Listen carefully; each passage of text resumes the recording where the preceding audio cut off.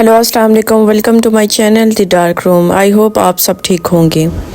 आज मैं आपके लिए बहुत ज़बरदस्त हॉरर स्टोरी लेकर आई हूँ। आई होप आपको मेरी आज की स्टोरी बहुत अच्छी लगेगी। आज की मेरी स्टोरी बहुत इंटरेस्टिंग, बहुत अमेजिंग और साथ में बहुत हॉरर है। और आपने पूरी स्टोरी सुन के मुझे कमेंट में बताना है आपको मेरी आज की स्टोरी कैसी लगी है। बट स्टोरी स्टार्ट करने से पहले मैं आप लोगों से रिक्वेस्ट करूँगी, प्लीज़ पहले मेरे चैनल को सब्सक्राइब कर दें, क्योंकि मुझे आप लोगों की सपोर्ट की बहुत ज़्यादा ज़रूरत है। चलिए आए आज की अपनी स्टोरी स्टार्ट करते हैं। स्टोरी का नाम है खूनी दुल्हन। कुछ गुनाह इतने संगीन होते हैं कि मौत भी इन्हें मिटा नहीं पाती, और कुछ पछतावे कब्र की दीवारों को तोड़कर वापस इंसानी दुनिया में कदम रख देते हैं। गांव नूरपुर की फिजाओं में आज भी इस सिसकी की बाज़गश्त सुनाई देती है, और एक ऐसी दुल्हन की थी जिसका अरूसी जोड़ा सुर्ख रंग से नहीं बल्कि इंसानी लहू से रंगा गया था। नूरपुर एक पुरसुकून लेकिन खामोश बस्ती थी, जहां पुरानी हवेलियों के दरो दीवार आज भी माजी के राज सीने से लगाए खड़े थे। गांव के किनारे पर वाक़या गुलजार हवेली के बारे में मशहूर था कि वहां सूरज ढलने के बाद परिंदे भी पर नहीं मारते। 50 साल पहले इसी हवेली में एक खूबसूरत लड़की जुलेखा की शादी होने वाली थी, लेकिन ऐन निकाह के वक्त कुछ ऐसा हुआ कि खुशियां मातम में बदल गई। जुलेखा की लाश हवेली के पुराने कुएं से मिली, और इस दिन के बाद से वो हवेली हमेशा के लिए बंद कर दी गई। हमजा जो शहर से आया हुआ एक नौजवान सहाफ़ी था, इन पुरानी कहानियों पर यकीन नहीं रखता था। इसे पुरानी इमारतों, इनसे जुड़ी पुरसरात दास्तानों पर एक फ़िल्म बनानी थी, और इसको इतना जुनून था ना कि ये सब कुछ मैं रिकॉर्ड करूं। इसने फैसला किया कि वो एक रात गुलजार हवेली में गुजारेगा ताकि लोगों के दिलों से खौफ निकल सके।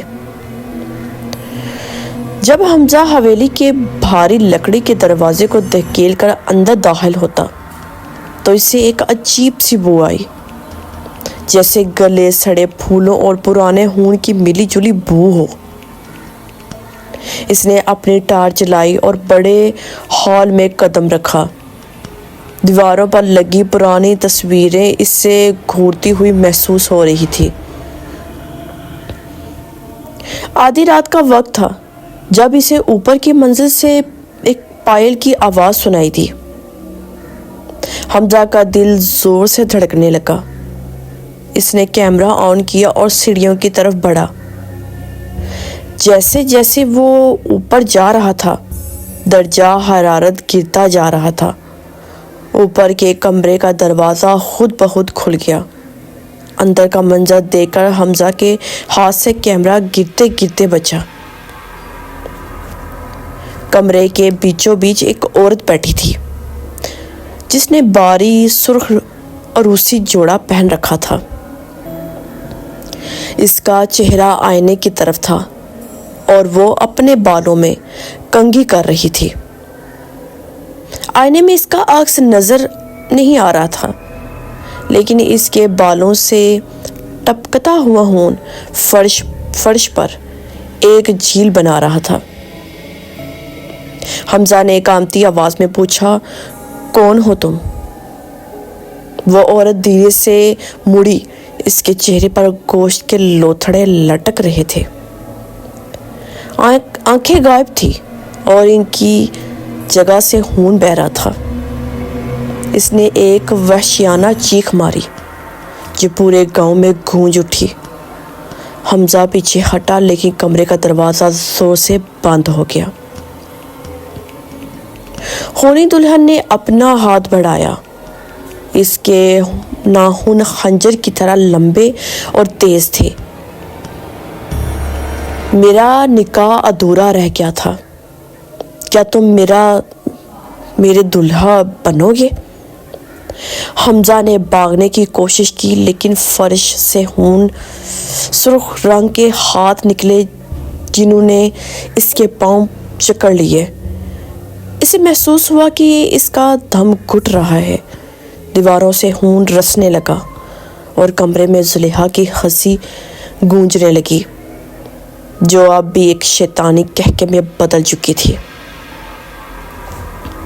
اگلی صبح گاؤں والوں نے حویلی کا دروازہ کھلا پایا۔ جب وہ اندر داخل ہوئے تو ہال کے بیچوں بیچ حمزہ کی لاش پڑی تھی۔ اس کے جسم پر کوئی زخم نہیں تھا لیکن اس کا چہرہ خوف سے نیلا پڑ چکا تھا اور اس کی آنکھیں کھلی کی کھلی رہ گئی تھی۔ سب سے زیادہ خوفناک بات یہ تھی کہ حمزہ کے گلے میں ایک پرانا پوسیدہ صحرا بندھا ہوا تھا اور اس کے کپڑوں پر مہندی کے سرخ نشانات تھے جو ابھی تک گیلے تھے۔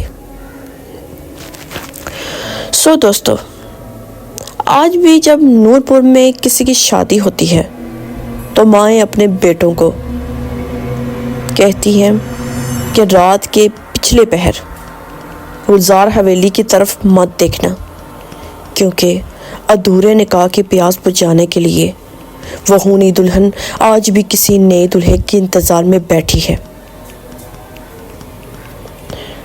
آئی ہوپ آپ کو میری آج کی سٹوری بہت اچھی لگی ہوگی۔ اگر آپ اسی طرح میری سٹوری سننا چاہتے ہیں تو آپ پہلے نیچے دیکھیں آپ نے میرے چینل کو سبسکرائب کیا ہے کہ نہیں، سائڈ پہ آپ نے دیکھنا ہے۔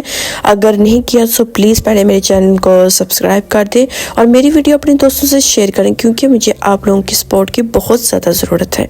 انشاءاللہ میں ایسی زبردست اور سٹوری کے ساتھ دوبارہ حاضر ہوں گی۔ اپنی ڈھیر ساری دعاؤں میں مجھے یاد رکھیے گا۔ اللہ حافظ۔